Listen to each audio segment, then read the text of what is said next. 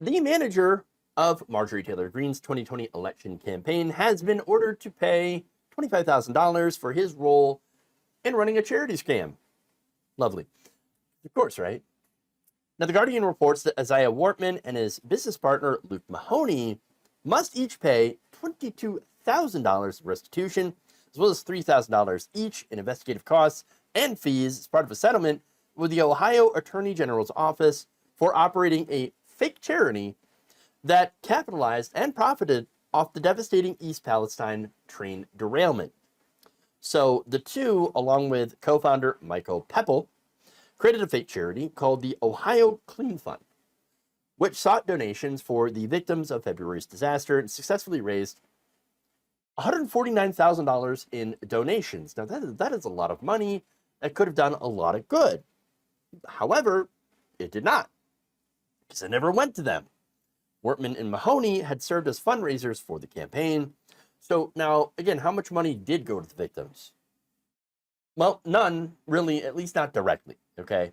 Now, the money was supposed to go to the Second Harvest Food Bank in order to help, again, the victims be able to feed themselves, get clean water, and things like that. Because, again, with the chemical spill, a lot of people were very, very wary about drinking the water in the area because of, it seeping into the groundwater, making it unsafe for drinking. So, of course, it relied on a lot of outside drinking water, food, and things like that. So now, and there's also people that couldn't, actually stay in their homes. They had to leave, and it was just, and it is still a mess. It was a mess, and it still is a mess. And I'll get to that in a minute. But first, how much money?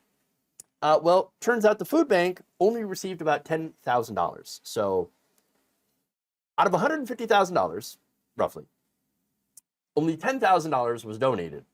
Well, what happened to the rest? What happened to the rest? Well, it went right in their pockets, because of course it did. So now, here's the thing. This was a scam run by scammers, and so of course they kept the money and put it in their own pockets. Now, that said, I say that it's a scam run by scammers because this isn't the first. Well, okay, so I'm going to be a little loose with the definition of scam because I'm basically going to point out how Republicans tend to scam their voters, Republican politicians specifically, by promising, oh, we're going to help you, we're going to do these things, we're going to fight the establishment, we're going to do all this. And then, of course, make it so that companies like the one behind the East Palestine rail disaster get deregulated so that, we end up having more derailments in your town. So now, Mahoney had previously worked as a campaign staffer for New York Republican Congresswoman Elise Stefanik. Wortman and Mahoney then formed WAMA Strategies, a digital firm launched in February of 2023. Marjorie Greene's campaign, paid the firm nearly $71,000 in the second quarter of this year, 3 years after Wortman had helmed her successful run to her first term in Congress. So even to this day, Marjorie Taylor Greene is still paying WAMA. And that's apparently in addition to running scam charities. They got paid, but the people suffering as a result of this disaster did not. Pepple, getting back to him, had also previously worked as an aide to state and federal Republican lawmakers in Ohio, including Congressman Bill Johnson. In addition to paying $25,000 civil penalty, Pepple is also banned from starting, running, or soliciting for any charitable organization in the state. And according to the settlement, WAMA Strategies also cannot solicit charitable donations in Ohio for the next 4 years. Mahoney also agreed not to start, operate, or raise any money for any charity in Ohio until 2027. Good. Now, an attorney representing WAMA Strategies did tell the Cleveland Plain Dealer that Wortman and Mahoney were victims. Oh, yes, they were the victims. They were the victims of fraud. Yes, it wasn't the people that they were ostensibly raising money for or claiming to raise money for and then pocketing it. No. It was they. They're the victims of the fraud, even though they were raising money. Now, they did not comment on whether they were pursuing legal action against Pepple. If they were the victims of fraud, if they hadn't actually received any of the money, then yes, it would seem like that would be the next step, pursuing legal action.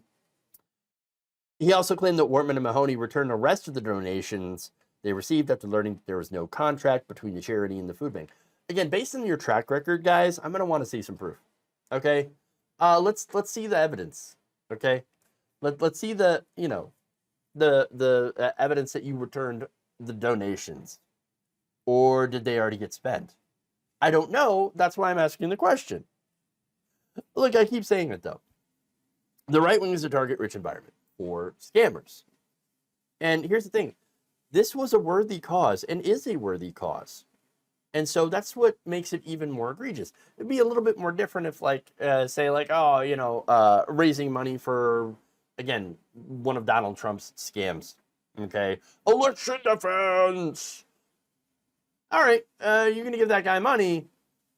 Good luck, man. You're not gonna see anything back for it because he's gonna take the money, he's gonna stuff it in his pocket, probably buy some cheeseburgers or something. This is different because people were and are still suffering as a result of this toxic spill.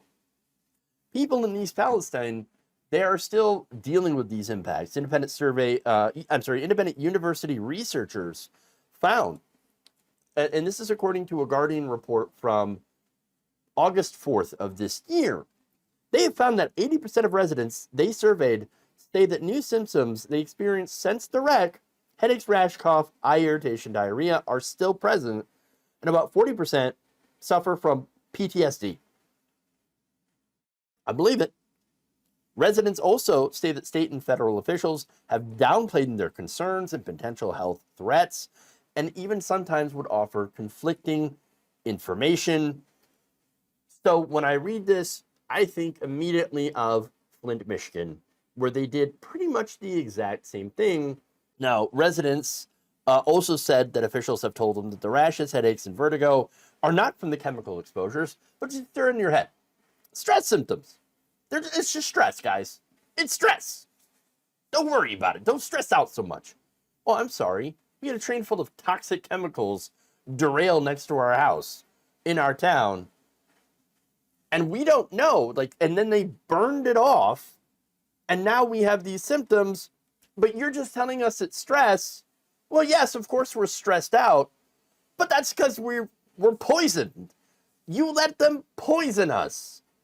And by the way, all these politicians that came in pretending that they cared, and mainly Republican politicians, you had, of course, former President Donald Trump, who deregulated the rail industry. You have Marjorie Taylor Greene, who also, again, didn't do anything to re-regulate the rail industry. Oh, in fact, the industry is still deregulated. Now, of the people that are living through this in East Palestine, some of them talked to The Guardian. Here's what one of them said, quote, "It feels like an apocalyptic movie, and we are living in it." This is East Palestine resident Misty Allison. She also points out that the town feels like it was a soundbite, and there's dismay over the perception that the situation is resolved. Quote, "People think it happened. It's terrible, but it's done with." But that's not true. Not only has the state government failed, they point out, but the federal government has also taken pretty much few meaningful steps to avoid another derailment. Now you add on to this how there were right-wing scammers that walked in and took a bad situation and tried to monetize it for their own gains. And that's absolutely gross, but something that I would expect from, again, members of the right wing.